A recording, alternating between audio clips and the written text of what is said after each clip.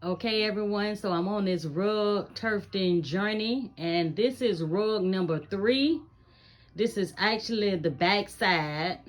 Of course, it's mirrored, so we're going to go around and see the front side next. Okay, so this is the front side, and this is what I have gotten done so far. I had to turn it around so you guys can see the front.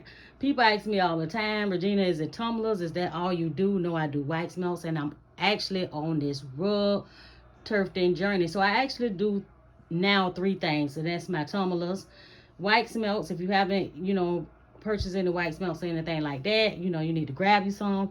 I give them away, a lot of them away, a sample when you purchase a cup.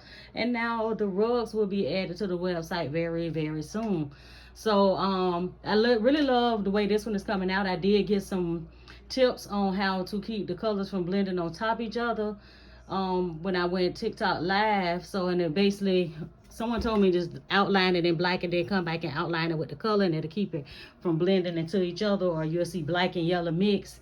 And actually it actually works, so I really appreciate that tip. As far as my setup, because I know somebody's going to ask me, I basically got the starter frame off of Turf World, and then I got this here. I seen a lot of people on YouTube using this stand from Home Depot to hold their starter frame. I got it, but I noticed when I was turfing it was leaning back a lot, so I added this little board with like just a little air bracket, and I put some felt right here to keep it from scratching my wall, and it does perfect. So if you turfed and you having that problem, you're a new turf and you having a problem with this stand, it leans back, just get your air bracket, measure out the length between this and the wall, and it works perfect. I actually got up this morning and built my little yarn holder, because the yarn holder that came with it was just keep getting tangled.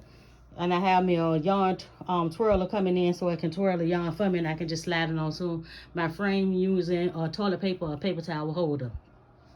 But I just wanted to give you guys an update on my rug turfing journey. Rug number 3, first time ever doing letters. It's coming out really, really nice, and I'm super excited. I can't wait till I get to trim it down, clean it up, and show you guys the finished product. Thank you guys for watching another one of my little short videos, and I will see you guys on the next one.